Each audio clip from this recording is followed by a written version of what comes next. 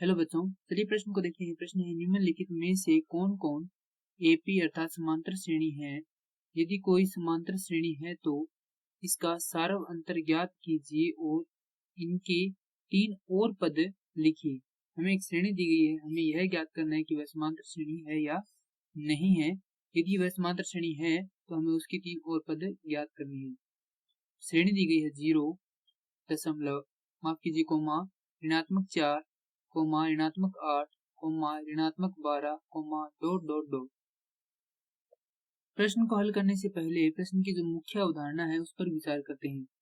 मुख्य अवधारणा पर विचार करेंगे तो इस प्रश्न के लिए जो मुख्य अवधारणा है वह हो जाएगी समांतर श्रेणी। अर्थात हम यहाँ पर यह देखेंगे कि समांतर श्रेणी की परिभाषा क्या होती है, उसी के द्वारा हम इस प्रश्न को हल कर पाएंगे।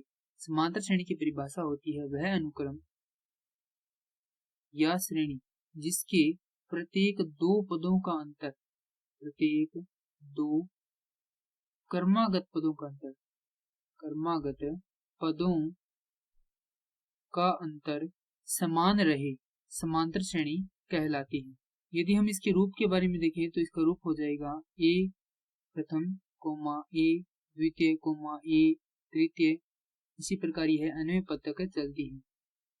प्रथम पद है उसे हम ए द्वारा निरूपित करते हैं, द्वितीय पद को ए के साथ सार्वंतर को जोड़कर निरूपित करते हैं, तृतीय पद को सार्वंतर को प्रथम पद में 2 बार जोड़कर निरूपित करते हैं। इसी प्रकार अन्य पद के लिए हो जाएगा प्रथम पद में जो सार्वंतर है उसको अन घटाव 1 बार जोड़ते हैं। अब जो श्रेणी दी गई है उसे लिखते हैं। श्रेणी है 0 कोमा ऋणात्मक 4 कोमा ऋणात्मक 8 कोमा ऋणात्मक 12 कोमा इसी प्रकार चलती रहती है। अब हम इसका सार्वंतर डी ज्ञात करेंगे तो इसके लिए सूत्र होता है ए एन घटाव 1, जहां n बराबर 1 नहीं होगा उससे ऊपर कुछ भी हो सकता है, 2 3 4 5, जो भी हम पद लेना चाहें वह ले सकते हैं। जैसे कि यहाँ पर हम d बराबर लेते हैं, माफ कीजिए n बराबर 2 लेते हैं तो यहाँ पर द्वितीय पद आ जाएगा और जो एक पद कम होगा अर्थात यहाँ पे कौन सा आएगा, प्रथम पद आएगा।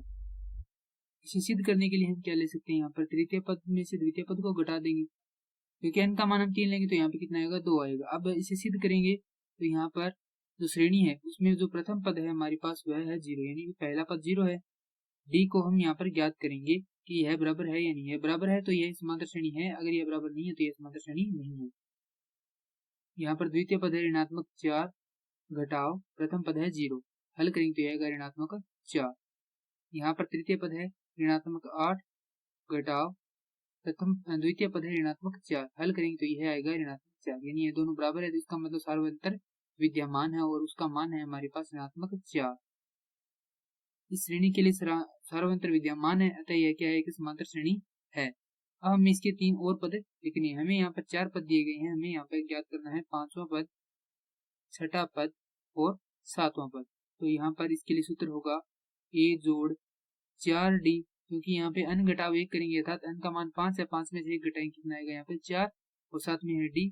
उसी प्रकार इनके अंदर हो जाएगा a जोड़ 5d और इसके अंदर हो जाएगा a जोड़ 6d। अब यहाँ पर हमें मान रखने हैं, o और d का मान हमारे पास है, तो a का मान हमारे पास 0 है, जोड़ 4 गुना में d का मान है ऋणात्मक 4, हल करेंगे तो यह होगा ऋणात्मक 16। इसे हल करेंगे तो यह होगा 0 गुना माफ कीजिए जोड़ 5 गुना में ऋणात्मक 4, हल करेंगे तो यह होगा ऋणात्मक 20।